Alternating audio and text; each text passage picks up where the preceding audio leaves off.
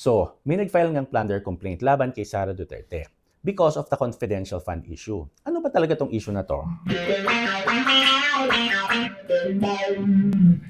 Ano ba ang confidential funds? Ito ang mga pondo na ginagamit para sa surveillance, information gathering at classified information. Ang confidential funds ay may mahigpit na rules na dapat sumasailalim ito sa strict procedure. Sabi sa rules, only certain agencies can have confidential funds. Usually, yung may mga mandate sa intelligence, security, law enforcement, and crime prevention. Pwede lang gamitin ng confidential funds para sa surveillance at case build-up at saka intelligence gathering.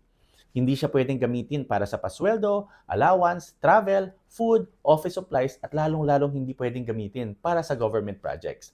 At ito ang pinaka-importante. Kailangan lahat ng gastos ay supported by documentary evidence of payment. Historically, ang confidential funds ay binibigay lang sa AFP, PNP, NBI, or sa ibang agencies na ang trabaho ay national security. For the first time in history, binigyan ng confidential funds ang OVP at DepEd. That in itself raises questions. Bakit kailangan ng confidential funds ng OVP at DepEd? Wala naman silang mga intelligence operations. Isa pang red flag ay kung paano nagkaroon ng confidential funds si Sara Duterte. Wala siyang request for confidential funds. Bigla na lang nag-insert ng 125 million confidential funds ang DBM sa 2022 budget. Itong mas malala. Ang 125 million pesos na ubos in 11 days. Kahit nga ang AFP, PNP at ibang intelligence agencies hindi nakagastos ng ganyan kabilis. Pero ang OVP na wipe out. Sino ba namang hindi magugulat yan? Ito pa, wala pang maayos na liquidation. Ang mga resibo nakapangalan kay Mary Grace Piatos, Chippy McDonald at iba pang mga fictitious na mga tao. So, ang daming maling ginawa ni Inday.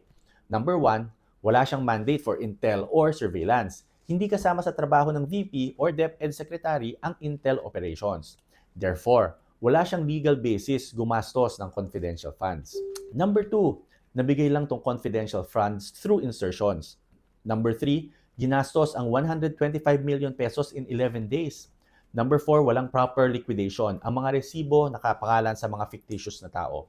Sabi ng Constitution, public officers must at all times be accountable to the people. Dito walang accountability. Hindi nga ma-explain ni Sara kung saan napunta ang confidential funds. Kaya mali ang narrative na iniipit lang daw si Sara kaya iniimbestigahan ng confidential funds. Mali yun. Marami siyang nagawang against the law. Maraming mali, maraming buta sa kwento niya. Yan ang dahilan bakit may plunder case laban sa kanya.